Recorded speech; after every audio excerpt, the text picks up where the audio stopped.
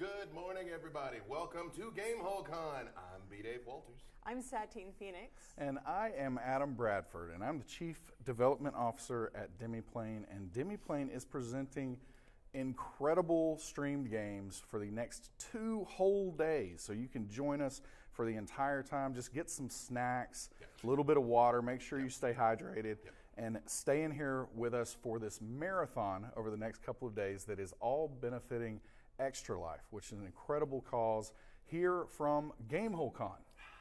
And so we have the person who heads up putting this thing together every year, Alex Kammer, with us today. Alex, can you tell us a little bit about why Gamehole Con started?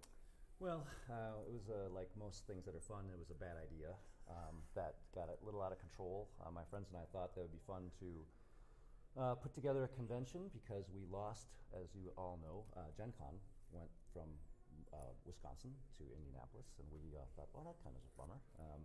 So we looked around my gaming table and thought, well, we're a pretty smart group. We can probably put this together, and that terrible idea has now snowballed into this massive endeavor. But it's wonderful because I get to hang out with people like you and all the wonderful friends from around the country, around the world that come and join us every year, and we get to do fun things like raise money for worthy causes like Extra Life, which means a lot to me personally. So, excellent. How many years has Gamehole Con been going on? First year was 2013, so this is technically our 8th show, but of course we took a pause last year. Right. So, right. Okay, I've got a question. Please. Why Gamehole? Right. Right. The question on everyone's mind. Right. It just rolls off the tongue. It is natural. It just screams marketing, right? So no, it's because we have called ourselves the Gamehole for years because it was a game group in my basement. That's where we were always gathering. We played. So the group that runs the show is my game group, my D&D group for the last 20 years, and we've been gathering every week.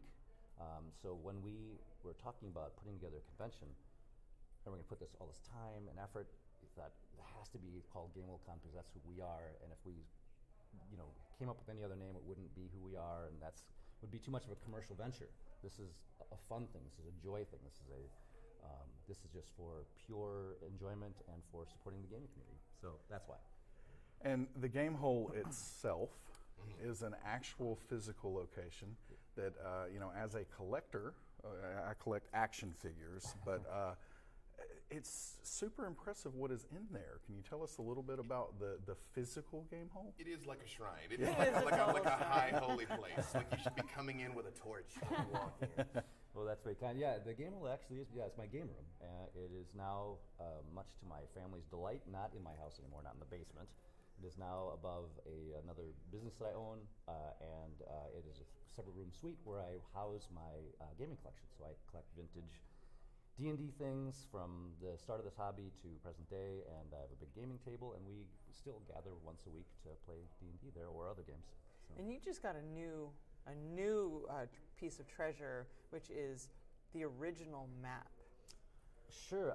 Yes. That's one of my prizes. Is I have the original maps of the Forgotten Realms. That when Ed Greenwood was in Ontario and he drew the Forgotten Realms on a series of 8.5 by 11 sheets, put them in an envelope, mailed them to TSR in Lake Geneva. Jeff Grubb received them, assembled them, and hung them in a cubicle. And from that sprung all the awesomeness that is the Forgotten Realms that we've enjoyed since then. And it was when TSR crumbled, an editor actually had the smarts to grab it, and she took it with her and moved to Seattle, and there it sat in her closet for 25 years or something like that. Yeah, then she mentioned it to a friend, and that friend said, well, you should call Kammer, and that's how that all happened. So yeah, I'm delighted to have it, but mostly, it's of course a treasure, but to stabilize it, to do the archival work, to stabilize the inks, neutralize the tape, and then seal it. So now it's preserved for all time. And so I really do plan to, someday there'll be a good real D&D museum. Our hobby will get there, and that's where that will go eventually. I mean, right now the Gamehole is that D&D well, museum. Yeah. Yes, I was literally just there, Alex. Yes, it exists now. Well, I appreciate that. Yeah. I appreciate that. If someone was thinking about attending Gamehole Con next year, what's the elevator pitch? A couple of minutes. Why would they want to come to Gamehole Con? Well, let's see. I think first of all that it's the size of the show is I think attractive. So we're big enough that we have all the kinds of cool things that tabletop gaming conventions have, but we're not so big that it's just you're overwhelmed. So this year I think we're going to be in the attendance of 4,000 or something like that. So we're small-ish, but not tiny.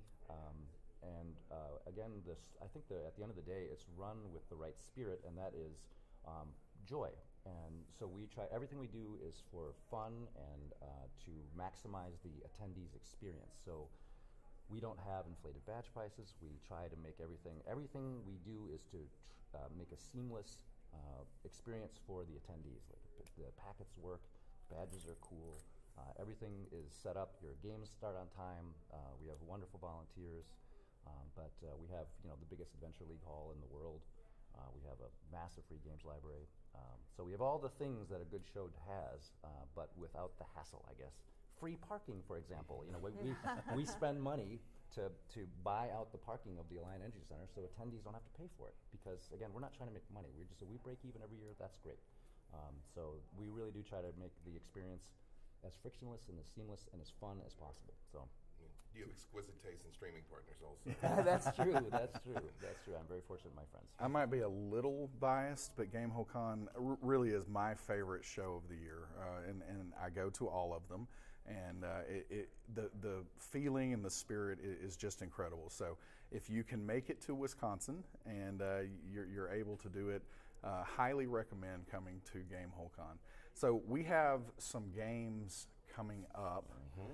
Many games. I guess 8 over the next couple of days. Is that right? About 8 games, about 8 interviews. Yeah, We're going to be doing a lot of this. We're going to be talking to people. We're going to be playing. We've got B-Dave and Satine. You are running games. Yes, so we are. I thankfully don't have to prep for any games, but I get to play in a couple of them, so it's going to be incredible. You're going to be running a game as well. Well, I was going to, and unfortunately I'm now flipped to being a player in this game. So I am, as I think I've told you, I've been obsessed with the Free League games recently. Yes. So I love the Aliens game. I love it. And fortunately, Andrew Gasca is here, who is the actual author of. That's amazing! Awesome. And he was very reluctant though, because he's never run a streaming game before, and we're all veterans. But he's going to do it, and I'm going to be a player, so I can help support with that's very nice. Very stuff. nice. So Yeah, I'm excited about that. Love what Free League is doing, so that's going to be exciting. And that is the great thing over the next couple of days.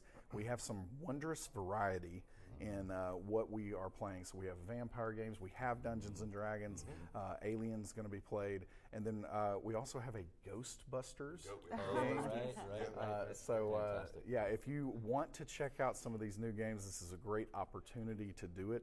Really looking forward to it. The schedule is up on our Demiplane Twitter. So if you go on Twitter and go to Demiplane, you should follow us because, come on, don't you like amazing? We have the post of who's playing what when. And I know at 10 o'clock, Claire Hoffman's got D&D. Then at 1:30, I'm going to be back here with Elisa Teague. And then we are running Vampire. Well, I'm going to run Vampire. Satine, Adam going to be playing. Alex, you're not supposed to be playing, but you know what? If you want to swing back by, we'll pull the that. more the merrier. Yeah. It's going to be a grand old time at 2 o'clock at least, and then some amazing stuff coming up after that, which you would think I know because I read, but now as I'm looking at you, I'm like, something is happening amazing. Just go read the schedule on our Twitter. Absolutely. All right, we are going to take a quick break here and let people get set up for the game that starts at 10 o'clock Central Time. So that's, I'm doing time zone conversion in my head, 8 Pacific, 11 Eastern. So all of that is happening very soon. We're going to take a quick break, but stick with us. And as we come back with a D&D game ran by Claire Hoffman. Thanks, everyone. Thank you.